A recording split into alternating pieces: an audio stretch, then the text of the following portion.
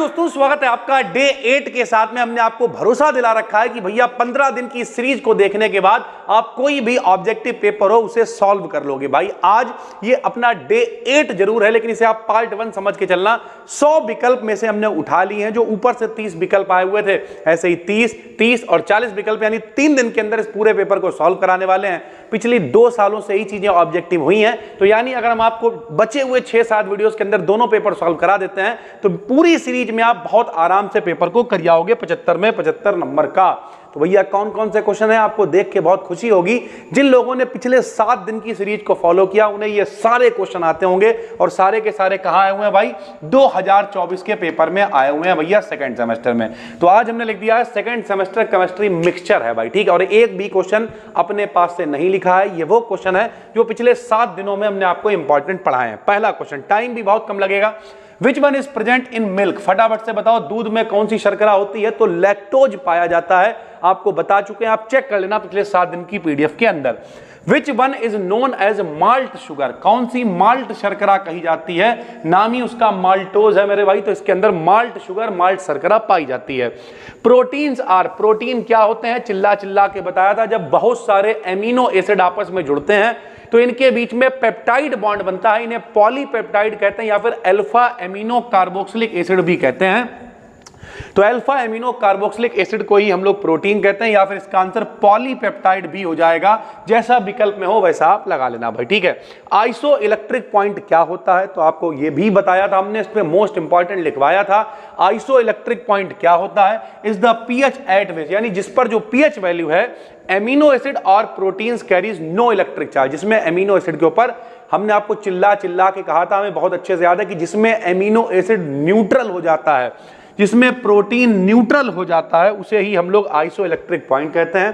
तो यानी no electrical charge, जहां पे मामला न्यूट्रल हो जाए उसे हम लोग क्या कहेंगे भाई? आइसो इलेक्ट्रिक पॉइंट कहेंगे, ठीक।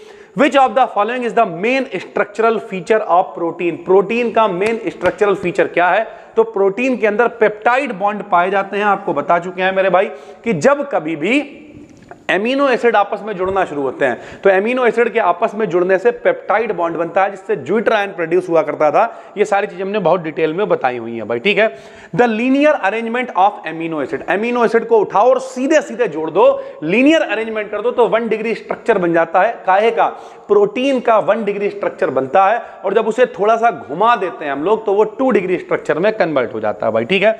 तो the linear arrangement of amino acid units in the protein is called primary structure of protein. इसे 1 डिग्री स्ट्रक्चर या प्राइमरी स्ट्रक्चर हम लोग कहते हैं। The alpha helix is a common form. आप जब उसे घुमा देते हैं, देखो सीधे सीधे एमिनो एसिड को जोड़ोगे तो 1 डिग्री स्ट्रक्चर कहलाएगा, जब उसी को घुमा दोगे हेलिक्स की फॉर्म में तो अल्फा हेलिक्स स्ट्रक्चर किस में पाया जाता है? 2 डिग्री में, यानी सेकेंडरी स्ट्रक्चर में पाया जाता है।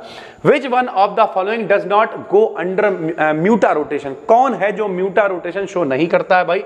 तो म्यूटा रोटेशन कौन? सुक्रोज, यानी जो चीनी है वो म्यूटा रोटेशन शो नहीं करती है भाई। म्यूटा रोटेशन वगैरह क्या होता है ये सब कुछ हमने पहले भी डिटेल में आपको बताया हुआ। Which is not a sugar, निम्न में कौन सी शर्करा नहीं है? तो स्टार्च एक शर्करा नहीं है, ये आ शर्कराओं में आता है, नॉन शुगर में आता है। सब कुछ कराया होगा भाई, ठीक। ग्लूकोज की क्रिया हमने ऑक्सीडेशन भी कराया होगा।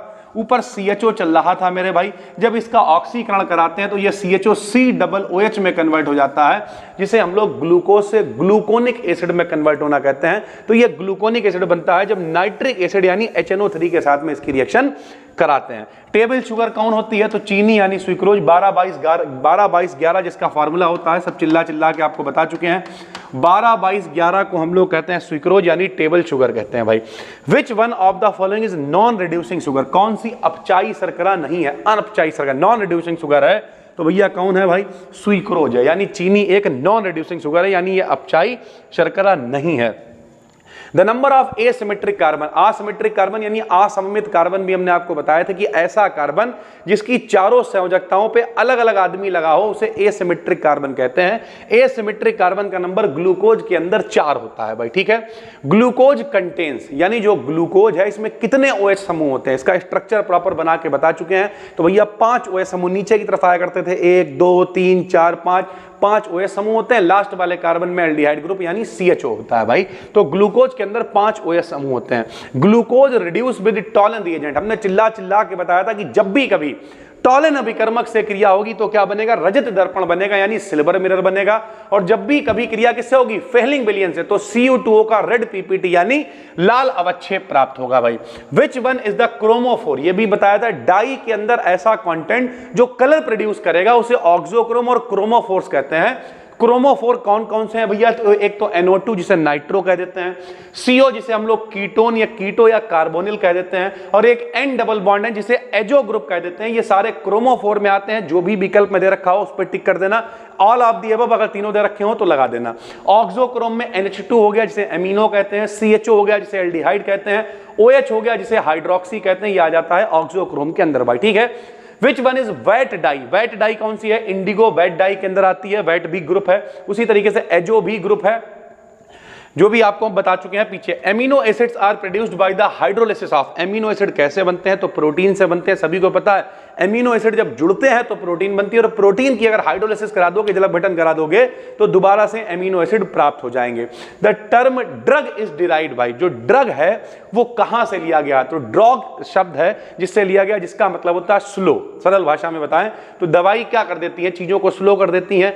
कोई भी बीमारी है उसे स्लो कर देती है, तो स्लो हर्ब करके शब्द होता है ड्रग, जिसका मतलब होता है ड्रग भाई, ठीक है। The total number of atoms present in a face centred cubic cell, आपको बता रखा है FCC के अंदर, चिल्ला चिल्ला के बताया था। सिंपल क्यूबिक में 1 होता है, बॉडी सेंटर्ड में 2 होते हैं, फेस सेंटर्ड में 4 होते हैं। जो लोग पूरी सीरीज देख रहे हो भैया कमेंट करके बताना, सारे के सारे 2024 में आए हुए क्वेश्चन है भाई, ठीक है। अगला नंबर क्या है, each complete term of the double helix, ये भी बताया था। डीएनए का जो पूरा एक चक्कर घूमता है उसमें भैया एक जो होता है वो 3.4 का होता है, टोटल 10 होते हैं उसमें।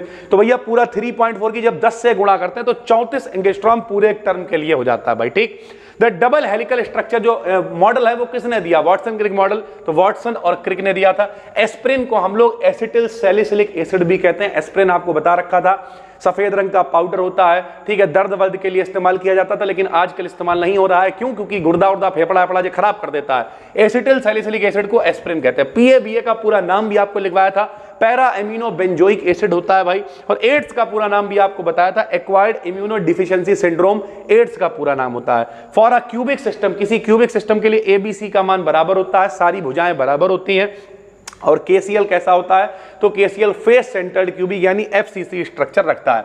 ब्रैग इक्वेशन भी आपको बताई थी, 2D sin थीटा बराबर n लैम्डा होता है। और बेकेलाइट किससे मिलकर बना होता है, तो बेकेलाइट पॉलीमर होता है, क्या का, फिनॉल का और फॉर्मेल्डिहाइड का। भैया वो भी कंडेंसेशन पॉलीमर होता है, यहां पर नहीं लिखा हुआ, ये संगठन होता है, दोनों आपस में संगठित होकर बनाते हैं बेकेलाइट पॉलीमर। कौन कौन से, फॉर्मेल्डिहाइड और फिनॉल भाई। ये टोटल 30 अभी हमने उठाए हैं।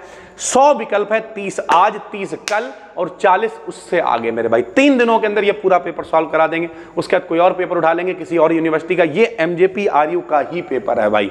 तो अगर आप सही से फॉलो कर रहे हो इस पूरी सीरीज को, इस 15 दिन की सीरीज को देखने के बाद हम आपको भरोसा दिला रहे हैं भाई, इसके बाहर पेपर नहीं आएगा। पहली बार देख रहे हो चैनल को कर लो सब्सक्राइब, डिस्क्रिप्शन में प्लेलिस्ट का लिंक पड़ा हुआ, देख डालो पूरी, इसके बाहर नहीं आएगा पेपर में। फिर मिलते हैं, तब तक के लिए धन्यवाद, थैंक यू।